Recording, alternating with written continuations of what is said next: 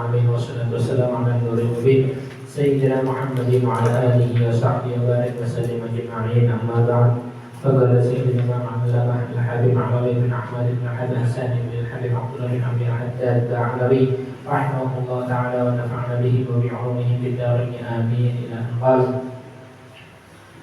انظر فضل هذا الاسم الملائكة ترفع قائله والشياطين تضللت عند ذكره والسم ارتفع قطعة عند ذكره وسيد البشر عرفك قدره ورب العرش قد منحك سره وفضله فإن تطلب مجده وفخره فلا تتحرك حركة ولا تسكن سكنة إلا بذكره فبه يرزق ويسعد ويسلم وينجو وكل ذلك في غير بسم الله الرحمن الرحيم.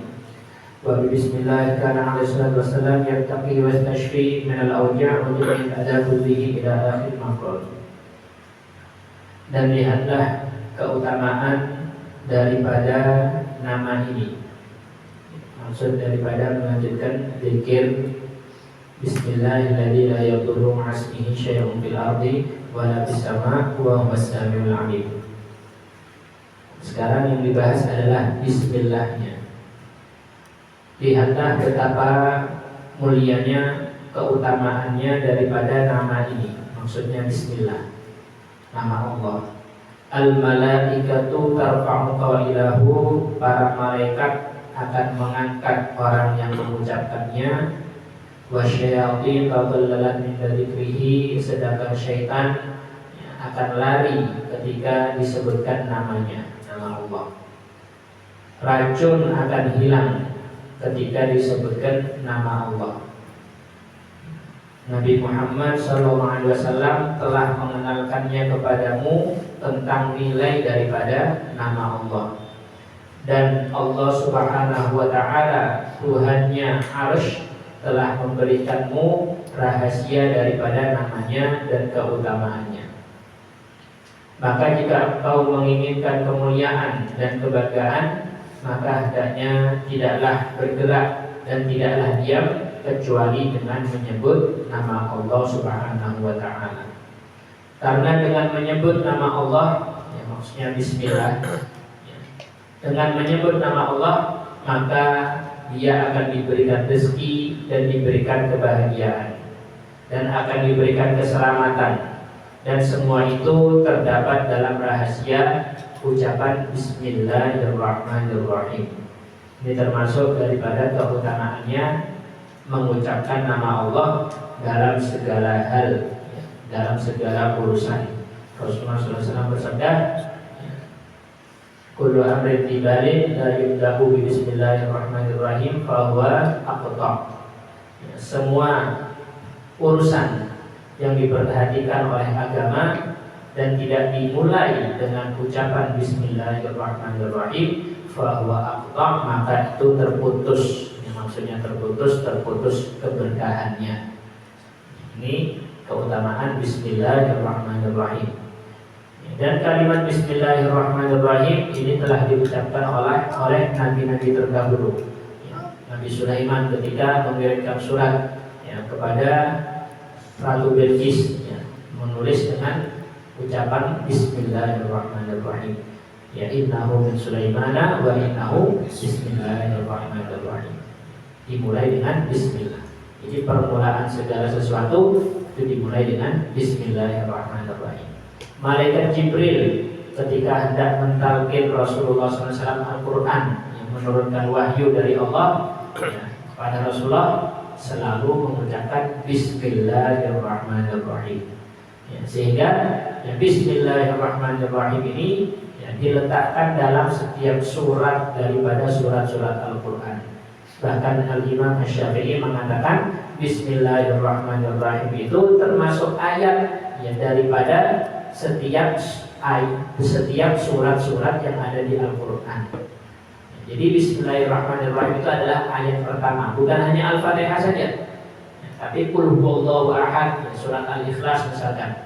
Ayat pertamanya surat Al-Ikhlas bukan Qul huwallahu ahad, tapi Bismillahirrahmanirrahim. Ayat keduanya baru Qul huwallahu ahad. Ini menurut Imam Syafi'i, mazhab kita. Sehingga ketika ada yang melaksanakan khataman, namun ketika berpindah dari satu surat tidak memulai dengan Bismillahirrahmanirrahim, ya, menurut madhabnya Imam Syafi'i maka belum sempurna itu khataman Al-Qur'annya. Karena Bismillahirrahmanirrahim adalah ayat pertama dari setiap surat-surat yang ada di Al-Quran, sehingga dibaca ya, Bismillahirrahmanirrahim, kecuali surat Baroah, ya, surat Taubah, ya, di juz 10 ya. Ada yang ditulis surat Baroah dan ditulis surat Taubah. Nah, itu tidak disertakan Bismillahirrahmanirrahim di awalnya, karena memang dilarang, ya, dilarang mengucapkan Bismillahirrahmanirrahim pada surat Taubah, surat Baroah. Kenapa? Karena Allah Subhanahu wa Ta'ala benar-benar menampakkan kemarahannya kepada orang-orang munafik dan kepada orang-orang musyrik, sehingga tidak perlu adanya Bismillahirrahmanirrahim, tidak perlu ada namanya Allah yang bersifat Ar-Rahman Ar-Rahim, ya, tidak perlu untuk mereka, ya, karena Allah benar-benar marah, ya, benar-benar marah, sehingga tidak perlu adanya Bismillahirrahmanirrahim, ya. Haram hukumnya yang mengucapkan Bismillahirrahmanirrahim pada surat Taubah. Sehingga ya, dalam setiap surat, pembukaan suratnya itu dimulai dengan Bismillahirrahmanirrahim.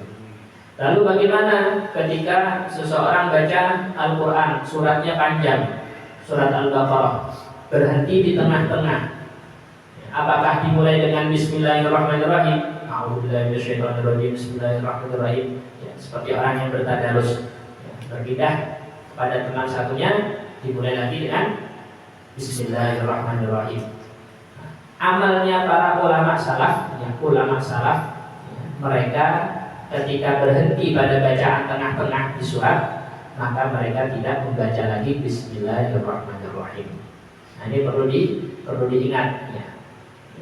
Yang dilakukan oleh ulama, ya, ketika berhenti di tengah-tengah surat itu tidak usah memulai dengan Bismillahirrahmanirrahim, tapi cukup A'udzubillahi minasyaitonirrajim, langsung lanjutan ayat orang yang di sebelahnya. Jadi tidak perlu Bismillahirrahmanirrahim. Nah, ini yang diamalkan, yang dilakukan oleh para ulama. Karena apa? Bismillahirrahmanirrahim tempatnya di nomor 1, ayat nomor 1, ya, bukan di tengah-tengah, ya, bukan di tengah-tengah. Jika ketika berhenti di tengah surat, ya, A'udzubillahi minasyaitonirrajim, langsung mulai, tidak usah Bismillah, ya, saya qulu subha, ya, A'udzubillahi minasyaitonirrajim, ya, saya qulu subha minan nas, tidak usah Bismillah. Kenapa? Bismillahirrahmanirrahim letaknya di ayat pertama, pembukaan, ya, pembukaan surah.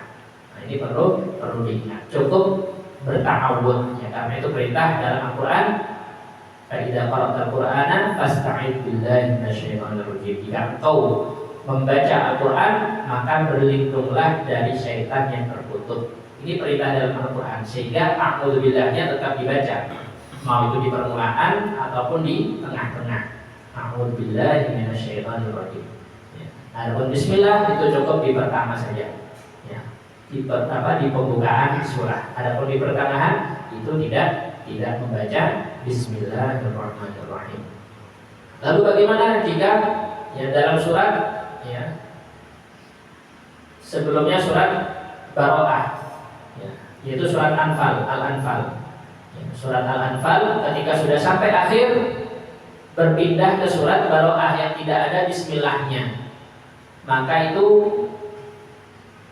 diperintah untuk berdiam sebentar. Perpindahan dari surat Al-Anfal dan surat Taubah, ya, ini kan tidak ada Bismillahnya, sehingga agar tidak dianggap nyambung dari surat sebelumnya, maka berhenti sebentar.